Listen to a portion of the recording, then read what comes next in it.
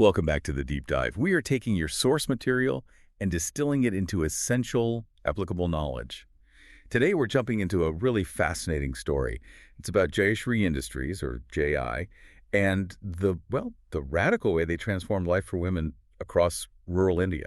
It's a story that you absolutely have to put in context. I mean, before JI came along, India was facing this huge silent crisis around menstrual hygiene. Silent is the right word. Completely. Back in 2010, the numbers were staggering. Only about 12% of menstruating women were using sanitary napkins. 12%. That's incredibly low. And it wasn't just about money. No, not at all. It was this perfect storm of deep cultural taboos, a real lack of awareness, and of course, major financial barriers. So our mission today is to really unpack how JI's solution worked. It wasn't just a product. It was a whole new way of thinking about rural development. We want to see how this blend of frugal innovation and women-led entrepreneurship actually solved this massive problem. And to do that, I think we should use that 4A's framework you mentioned. Exactly. Affordability, availability, acceptability, and awareness. Did they manage to nail all four? Well, that framework is perfect because the whole crisis started with the complete failure of those four things. Let's start there.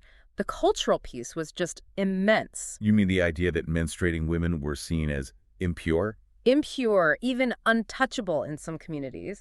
And that wasn't just a belief, it had very real physical consequences. Right, like being barred from the kitchen or temples. Or even being forced to sleep separately. Right. This stigma created this absolute need for secrecy. Talking about it was impossible. Which makes buying products from, say, a male shopkeeper a huge source of shame. A huge barrier. So even if you could afford it, the acceptability just wasn't there. And when you can't buy pads, the health consequences are pretty dire. They were. An estimated 88% of women were using improvised, unhygienic materials. Things like old rags, sand, even ash. Wow. And the health toll was dramatic. Studies show that using these methods led to a 70% higher risk of reproductive tract infections. Which means chronic pain, other complications. It just tanks your quality of life. And it doesn't stop with health. It was a massive barrier to education for girls. Because of the shame, the lack of materials at school. Exactly. About 1 in 5 girls, that's 23%, they just dropped out of school entirely after they started menstruating. And the ones who stayed. They could miss up to 50 days of school a year, almost 2 full months. That's a huge disadvantage. And all of this brings us back to that final barrier, the economic one. Affordability. There's a really powerful story about the founder, Muruganantham. When he asked his wife why she wouldn't just use commercial pads, she told him that buying them would mean they'd have to cut the family milk budget. So it wasn't just an expense. It was a luxury that literally took food off the table. It was a choice between hygiene and nutrition. So into this crisis steps a very unlikely hero, Arunachalam Muruganantham, a high school dropout, a workshop welder. Right. And his whole journey started in 1998 when he saw his wife hiding these dirty rags. It sparked this obsession in him. His goal became 100% sanitary pad usage in India. But his first attempts were not great. They were a disaster. His cotton prototypes just didn't work. And because of the taboo, he couldn't get any women to give him feedback. So he did something pretty extraordinary. Astonishing, really. He built this device, a football bladder filled with animal blood that he strapped to his own waist to simulate a period so he could test the pads himself. I can't even imagine the reaction from his community. Oh, the backlash was intense. People saw him with blood with these pads. They thought he was a pervert, or worse. He was labeled possessed by demons, I read. Possessed, a madman. It led to total ostracization. His own mother left him, his wife. She couldn't take the humiliation. She filed for divorce. So he lost everything. He lost everything. We focus on the technology, but you have to appreciate the sheer human will it took to keep going after that. And he did keep going. Yeah. And that led to his big breakthrough. It did. He figured out that the key material wasn't cotton at all. It was cellulose fibers. From pine wood pulp. Yeah. Super absorbent and cheap. But the machines to process it. Right. The industrial defibrating machines cost over $500,000. Completely unworkable for a village solution, so he had to invent his own. He had to reinvent the whole process through what we call frugal engineering. What does that actually mean here? What made his machine so different? The philosophy was simple.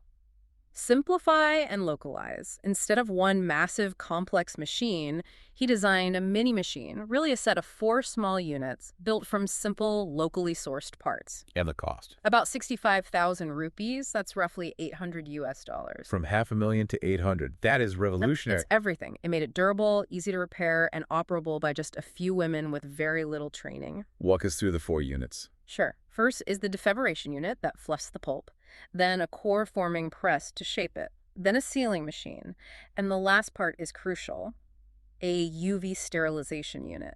To ensure they're hygienic. Exactly. In a rural setting, you can't take that for granted. That UV unit was a non-negotiable part of the design. It directly addresses the health crisis. So the machine solves the production and affordability problem.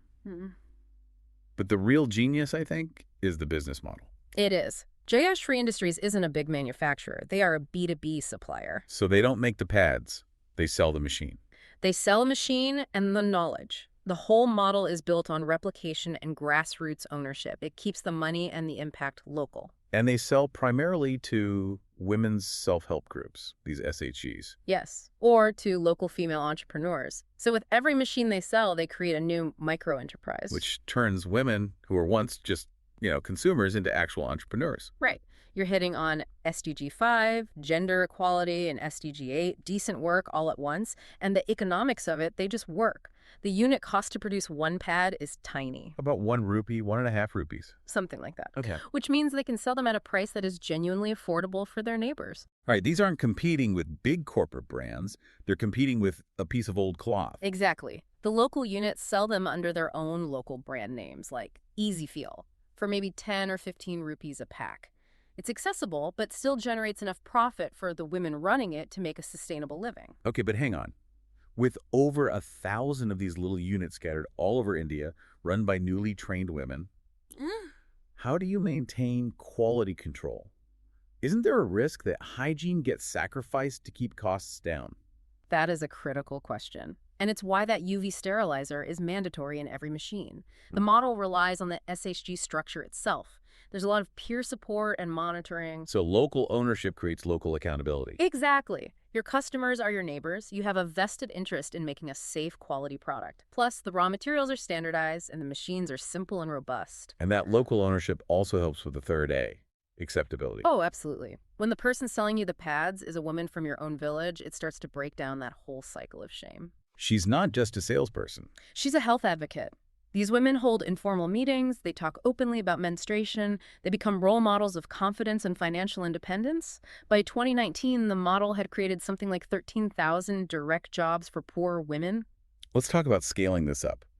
And the last A, awareness. They expanded to over 1,300 machines, but it couldn't have been easy at first. How did they get past that initial cultural resistance? It was fierce, not just from men, but from older women in the community, too. The strategy was clever. They didn't lead their community meetings with talk of empowerment. What did they lead with? Health and economics. They framed it as a health project for girls and an income opportunity for women.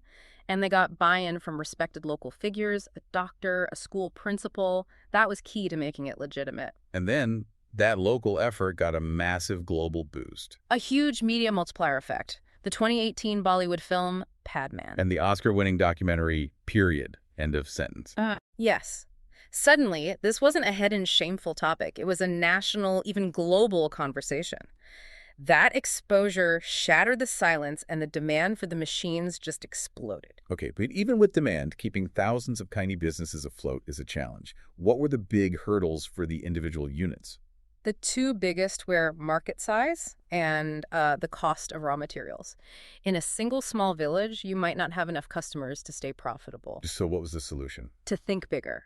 They encouraged the entrepreneurs to create sales networks covering a cluster of nearby villages, not just their own. And you mentioned they needed business mentoring. What does that actually look like on the ground? It's very practical. JI helps connect the groups to bulk suppliers for the pine pulp to get better prices. The mentoring itself is basic financial literacy. How to keep a ledger, how to manage cash flow, setting up reliable distribution routes. It's that hands-on support that keeps the whole thing viable. Of course, the success of disposable pads brings up a very modern problem. Waste, environmental impact. It's a real and emerging challenge. They are actively looking at things like biodegradable materials. But it's a classic development dilemma. How do you balance being green with being affordable? Exactly. The solution can't price the poorest customers out of the market, and it can't bankrupt the women running the businesses. It's a tough balancing act. When you step back and look at the whole model, it really does tick a lot of boxes for the UN's Sustainable Development Goals. It's a perfect case study. Let's start with the most obvious one, SDG 3, good health and well-being. Right. By reducing infections, they directly improved public health and restored dignity. Then you have SDG 5, gender equality, keeping girls in school, for one.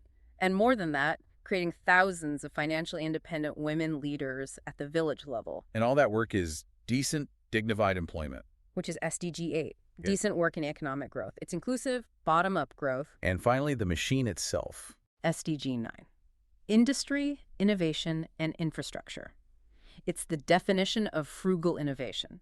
It proves you can have decentralized, small-scale industrialization owned by the community. So if we bring this all together for our listener, the big takeaway from the JI story is that for innovation to really work, it has to hit all 4 A's. It has to. It has to be affordable, available, acceptable, and you need awareness.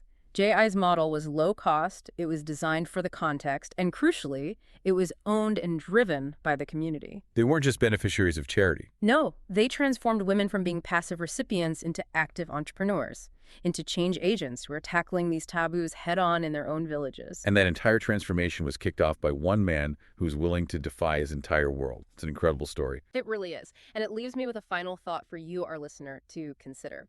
Muruganantham's whole journey began because he challenged a deep, powerful cultural taboo, and it cost him almost everything. So the question is, what is a hidden crisis or a taboo in your own community or maybe in your own industry that if you challenged it with that same kind of ingenuity and local empowerment could unlock incredible social and economic potential? Thank you for listening to Mission Possible, innovating for the world's most marginalized. This podcast is built on the outstanding work of our students, whose curiosity and commitment drive much of the research and storytelling you hear. Each episode is grounded in academic research and shaped through close collaboration with our partners. To learn more about the research and partnerships behind this podcast, feel free to contact us. Thank you for joining.